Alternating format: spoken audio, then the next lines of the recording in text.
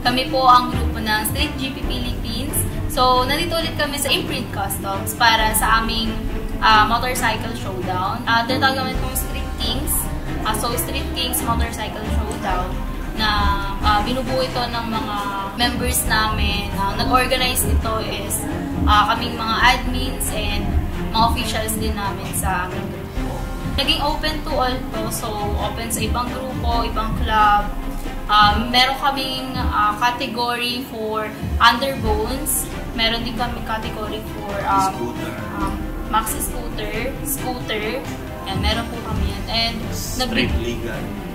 Dalawa po pala yung namin category, which is yung street GP legal and then GP category, which is yung mga track bike ready po. Nabuo itong show na ito nung plinano lang namin na actually mini lang dapat talaga ito eh. So dapat magpapatambike lang kami, tapos gusto lang namin magkita-kita, tapos share ng mga build. Yun lang talaga yung balak namin. Then, ang nangyari kasi niyan is, nag-reach out ako kay Tito Moy. Sabi ko, Tito Moy, kasi si Tito Moy kasi lagi yung pumupunta talaga sa mga event namin eh. So, sabi ko sa kanya, Tito Moy, baka pwedeng kunin kitang judge sa namin, mini show. Kasi mini lang talaga. Dapat exclusive siya sa mga members na lang talaga namin. Sa mga Street GP members lang talaga. Ang nangyari, si Tito Moy is parang ni-refer niya kami kay si Baquerox, si Kuya Momo. Tapos, nagkaroon ng opportunity, nilapit kami ni Kuya Momo, kay Sir Jeff, kay Jiren, kay First One, and kay Magic Boy. So, doon po talaga nagsimula yung plano. Then, hanggang sa lumaki na lumaki, nilapit nila kami ng nilapit sa mga sponsors, tinulungan po nila kami. Then, naging open po talaga siya. Siyempre, with the help of Sir Gian, kasi nung last February 1, nung Rev Up Night namin, doon namin na-meet personally si Sir Gian. Then, yun, mas na-plano siya namin yung mga, na-provide nila lahat sa amin ng kailangan namin. Then, may mga, syempre, kami, first event namin to, dahil ganito kalaki. So, ito rin yung pinakauna namin motor show sa SLGP na in-organize talaga namin. You can never stop me now. I reached the top and I won't back down. You can never stop me now. From the struggles I face, I still found my way somehow. You can never stop me now. Look in the sky, see him flying higher than the clouds. You can never stop me now. I've overcome the odds and I'm still standing tall and proud. You can never stop me. I've been grinding all these years, struggle through the pain, but now I'm shining like my chains, the grind was not in vain. Used to dream in the shadows, light in the dark, but now I'm glowing bright, about to leave a lasting mark. I faced the doubt and the haters, they tried to bring me down, but I never gave up, I stood on solid ground. Through the sleepless nights and battles I've endured, I fought my way up, I'm on a victory tour. I came from the bottom, now I'm climbing to the peak. The struggles made me stronger and they molded me unique. I'm on a different level, ain't no looking back. I've overcome the hurdles and now I'm on the right track, let's go! Papasalamat din po pala ako sa mga pumunta, lalo na sa mga malalayo, taga Ilocos, Bicol, Revisia, Bulacan, iba't ibang grupo po nandito. Maraming salamat sa inyo sa suporta. Thank you po na marami. And I'm still standing tall and proud. You never stop me.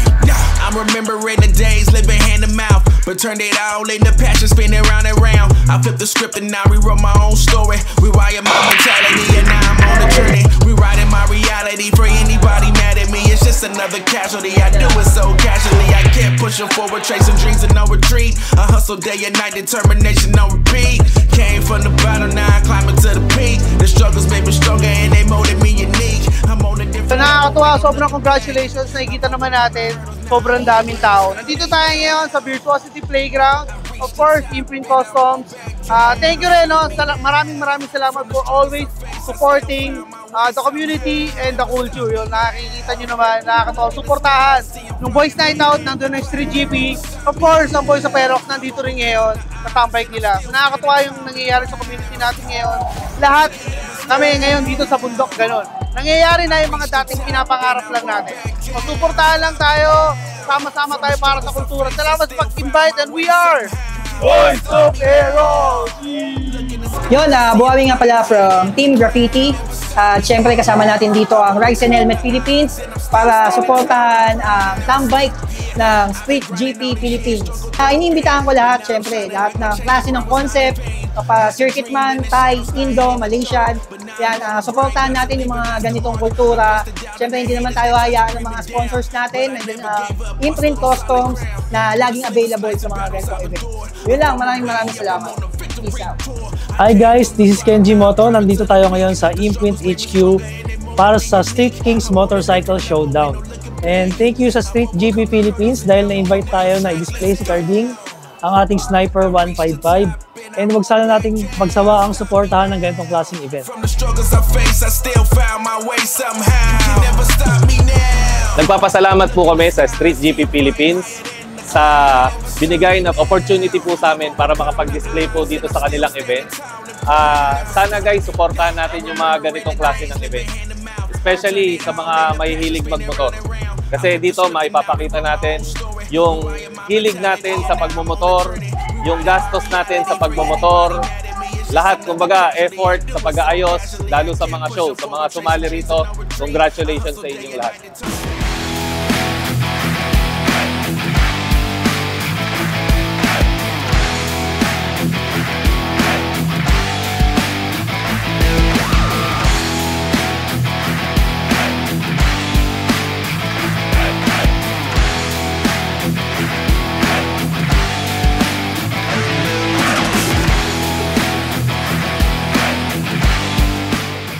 Maraming salamat po ulit sa lahat ng mga major sponsor.